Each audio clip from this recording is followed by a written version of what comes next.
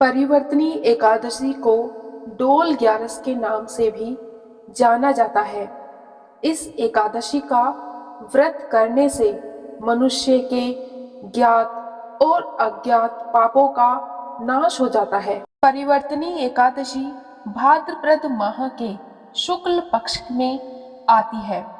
इस एकादशी के दिन शेष शैया पर निद्रा मग्न में भगवान विष्णु अपनी करवट बदलते हैं, इसीलिए इसे परिवर्तनी एकादशी कहा जाता है।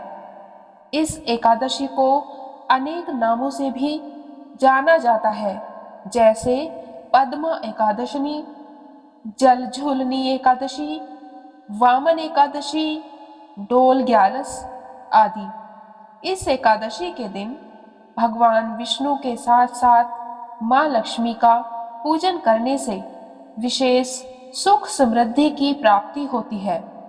इस दिन भगवान श्री कृष्ण की पूजा करने का भी विशेष प्रावधान है। इस दिन माता यशोदा का जलवा पूजन किया गया था, इसीलिए इसे पद्म एकादशी भी कहा जाता है, क्योंकि इस दिन माँ लक्ष्मी का पूजन करने से आर्थिक तंगी दूर हो जाती है। अब सुनते हैं परिवर्तनी एकादशी की व्रत कथा। एक बार धर्मराज युधिष्ठिर भगवान श्री कृष्ण से कहने लगे, हे भगवान, भाद्रपद शुक्ल एकादशी का क्या नाम है?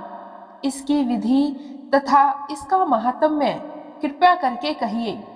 तब भगवान श्री कृष्ण कहने लगे कि इस पुण्य स्वर्ग और मोक्ष को देने वाली तथा सब पापों का नाश करने वाली उत्तम वामन एकादशी का महात्म्य मैं तुमसे कहता हूँ। तुम ध्यान पूर्वक सुनो। यह परिवर्तनी एकादशी जयंती एकादशी भी कहलाती है।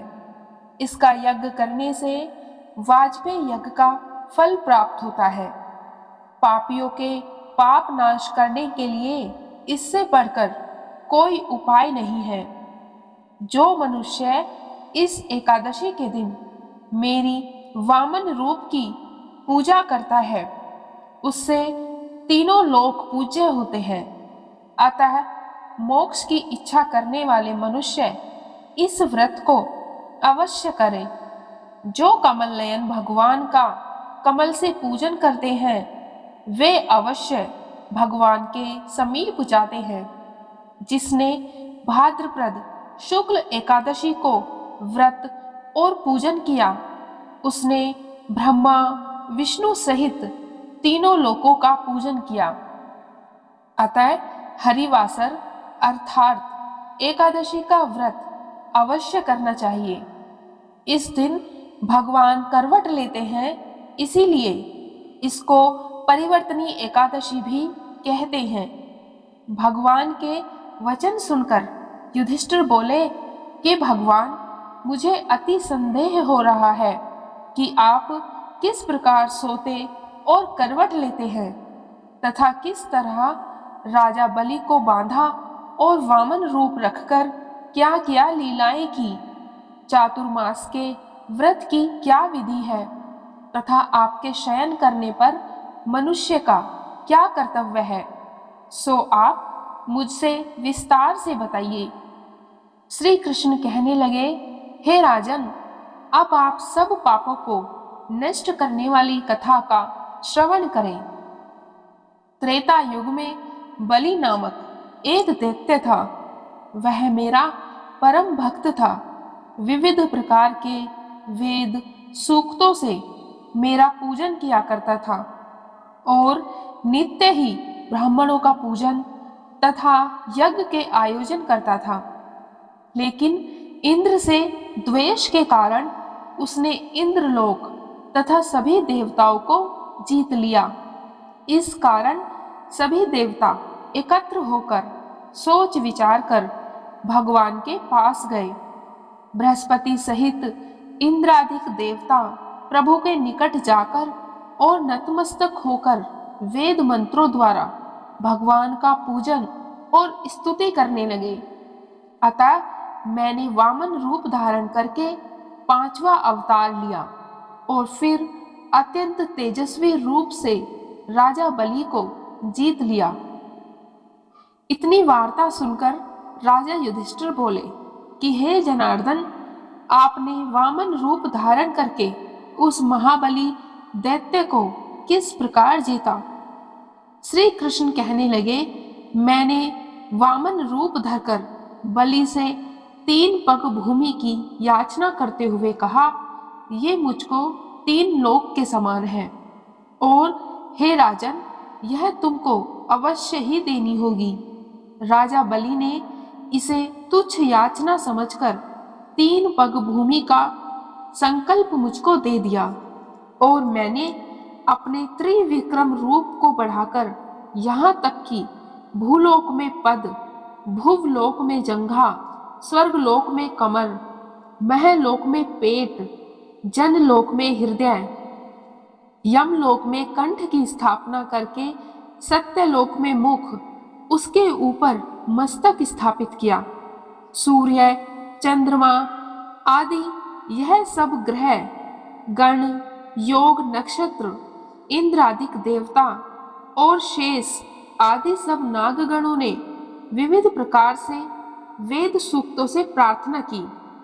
तब मैंने राजा बलि का हाथ पकड़कर कहा कि हे राजन, एक पद से पृथ्वी, दूसरे से स्वर्गलोक पूर्ण हो गए, अब तीसरा पग कहाँ रखूं?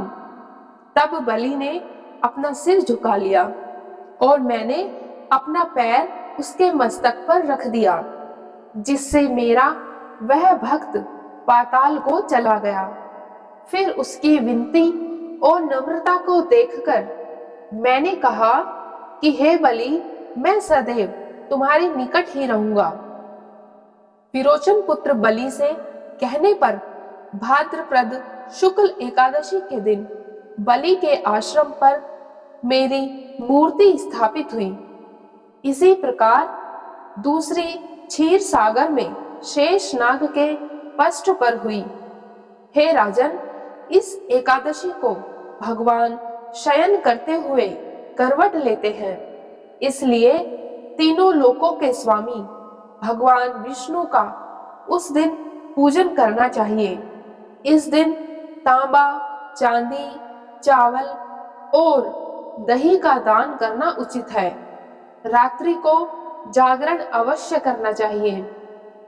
जो विधि पूर्वक इस एकादशी का व्रत करते हैं, वे सब पापों से मुक्त होकर स्वर्ग में जाकर चंद्रमा के समान प्रकाशित होते हैं और यश पाते हैं। जो पाप नाशक इस कथा को पढ़ते या सुनते हैं, उनको 1000 अश्वमेध यज्ञ का फल प्राप्त होता है। परिवर्तनी एकादशी को पार्श्व एकादशी या पद्म एकादशी भी कहा जाता है और इस दिन व्रत करने से जीवन में आने वाली सभी बाधाओं को दूर करने में सहायक माना गया है। विष्णु भगवान के साथ साथ इस दिन माता लक्ष्मी जी की पूजा अर्चना भी की जाती है। एकादशी का व्रत एक दिन पहले सूर्यास्त से शुरू होकर एकादशी के अगले दिन सूर्योदय के बाद तक रखा जाता है। पारण के शुभ मुहूर्त में ही पारण करने पर व्रत का फल मिलता है। कहा जाता है कि इस दिन भगवान विष्णु के वामन अवतार की पूजा की जाती है। इस वजह से इसे वामन ग्यारस भी कहते हैं। इसके व्रत का महत्व वाजपेयी यज्ञ के समान माना गया है। आज की वीडियो में इतना ही। उम्मीद है आपको वीडियो पसंद आई होगी। अगर आपको वीडियो पसंद आए तो वीडियो को लाइक और चैनल को सब्सक्राइब जरूर करिएगा। जय श्री हरि।